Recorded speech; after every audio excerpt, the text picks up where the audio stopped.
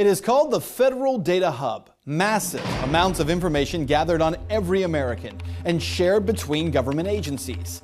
Agencies ranging from the IRS to the Department of Defense, Homeland Security, and Health and Human Services. The best part here, there is no opting out. So who has access to all this information? And the bigger question, does private information even exist anymore? The first step toward truth is to be informed.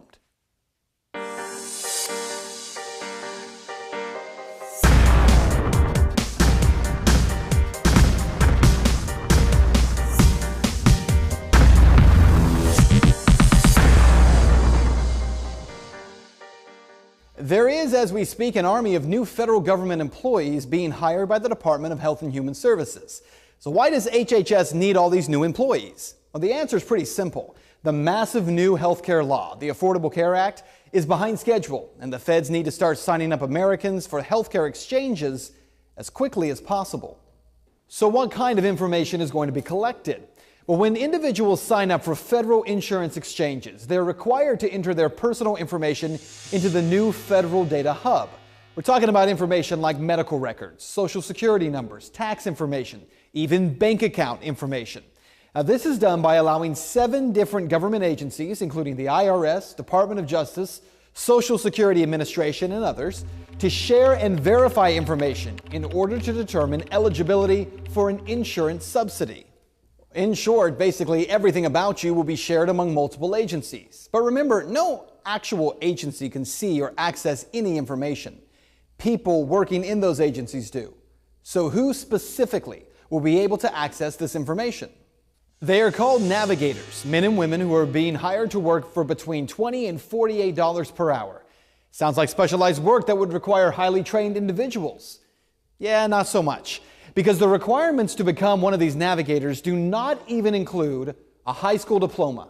And even though these navigators will have access to just about every piece of personal information on millions of Americans enrolled in the exchange, they are not even required to pass a background check.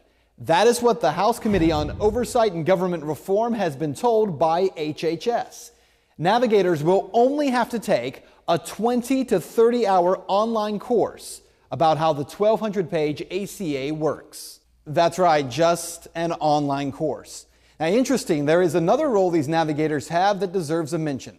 There's more to the role of the navigators than just signing Americans up for the healthcare exchange. Navigators will also be responsible for registering Americans to vote. According to People's World magazine in California, California's Secretary of State Deborah Bowen is designating the state's new health benefit exchange, Covered California, as a voter registration agency under the National Voter Registration Act. Well, that means Covered California will be incorporating voter registration into every transaction, online, in person, and by phone. So to be clear, these navigators will have access to every bit of your personal and financial information. Federal employees who haven't even been given so much as a background check. Of course, HHS says you have nothing to worry about. Marilyn Tavenner is the head of HHS's Centers for Medicare and Medicaid Services. She testified before Congress saying this, quote, "I want to assure you and all Americans that when they fill out their health insurance marketplace applications, they can trust the information they're providing is protected."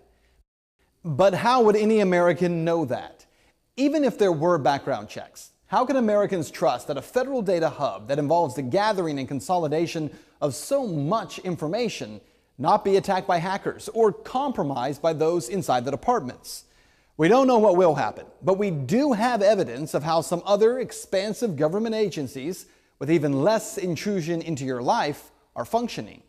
An audit by the Government Accountability Office of the TSA, or the Transportation Security Administration, points out major problems in that agency, including TSA agents accused of taking bribes from drug traffickers in Los Angeles, or 56 cases alleging theft since 2010, including a 2011 incident involving a screener at the Orlando International Airport who pleaded guilty to stealing more than 80 laptops and other electronic devices, valued at $80,000.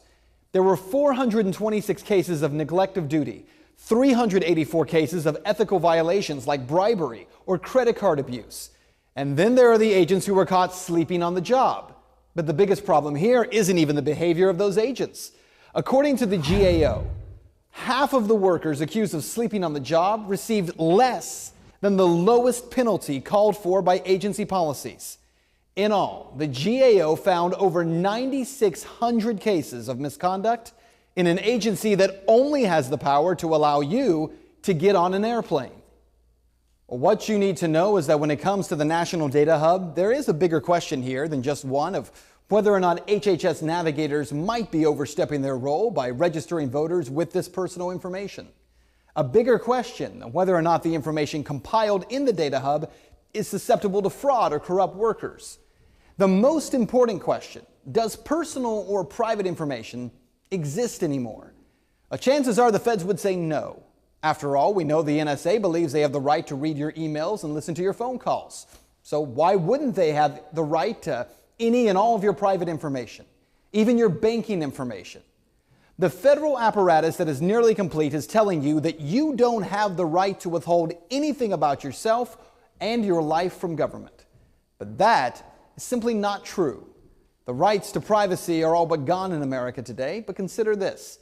You do not belong to the state. Your money, your business, your private correspondence, and your conversations, your identity belongs to you and to you alone. Those in power know it, but the population has forgotten it. It's time that we remember.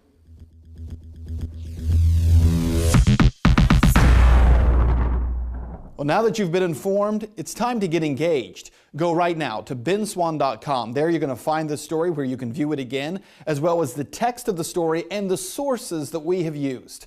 Also, if you would like to help us create more episodes just like this one, you can do so by clicking on the Contribute tab on the right-hand side of the screen. benswann.com. Get engaged right now.